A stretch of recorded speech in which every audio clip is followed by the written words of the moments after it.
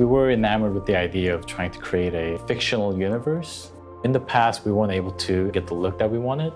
I really had to fight the darkness. With the iPhone 12 Pro, we're able to shoot so much better in low light. We're very excited to shoot Dark Universe, but we had to contend with how do you film darkness?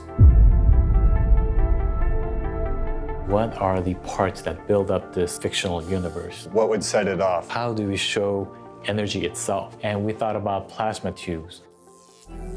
And so that's where you get these jumping electrical arcs. So when we shoot those in slow-mo, it suddenly could look like lightning, or shoot it at 4K, it can look like neurons firing.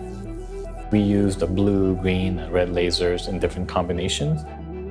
What looks like different currents, icy liquid, kind of ripples. This contraption that we've nicknamed Cloud Tank, it's water, some paint, and balloon. And capturing that at a higher frame rate can give the impression of clouds, or could this be the formation of our universe? 3, 2, 1. Clear glass plane with some water, some bits of ink, and some hydrogen peroxide. And we simulate sort of a galaxy that is blooming and spreading throughout this vast blackness. Not just the blacks, but what's right there next to the blacks that adds some dimension to it. It just kind of opened up the doors for exploring a lot of different things. Using a simple object, I can obscure a light to create an eclipse. Blast air through a tube, hits the cornstarch flies past a torch, that ignites it. It's meant to suggest like infusing energy into matter. We came up with this idea of using a piston to basically push the rocks up. Then we could explore like how do we move the camera.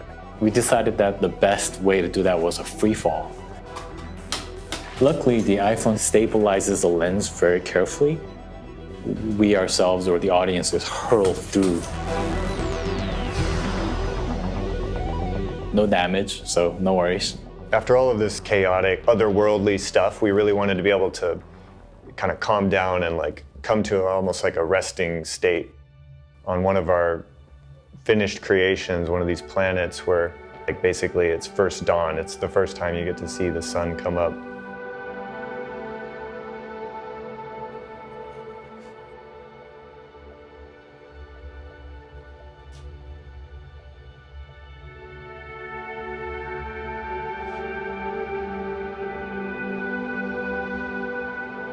In our universe, the land seems to move around. Like different organisms or an earthquake or sort of undulating surface. I use magnets to make the iron filings spike up. It kind of becomes its own living thing. So we're vibrating tiny amounts of glitter. What really helps us is the new longer telephoto lens to get closer and make the sparkle moments a lot bigger. It really could be anything. What comes next? We were thinking, what sort of fluids are there? With ferrofluid reacting to magnetism, it takes shape to become spiky, very aggressive looking. Maybe the water itself is its own organism. It consumes, that it hunts, and that it wraps and surrounds things. Kind of like Loch Ness Monster in the Dark Universe. We have arrangements of this magnetic putty, and we place a very, very strong magnet overhead. We can see solid matter, but it's behaving in a strange way. Against gravity and stretches out itself. We used non-Newtonian fluid.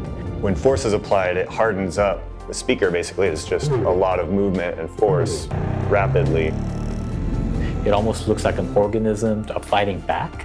Mica powder was one of my favorite experiments of the film. I've actually tried it once before, and I wasn't quite able to get the tones I was looking for.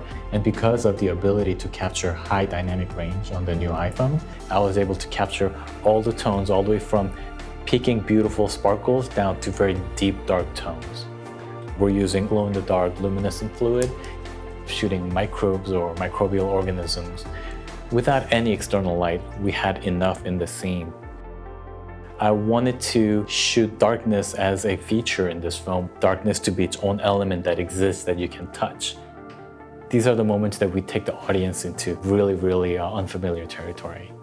Now that we're finally done shooting, I'm so excited to show you guys what we've shot. I'm really proud of it.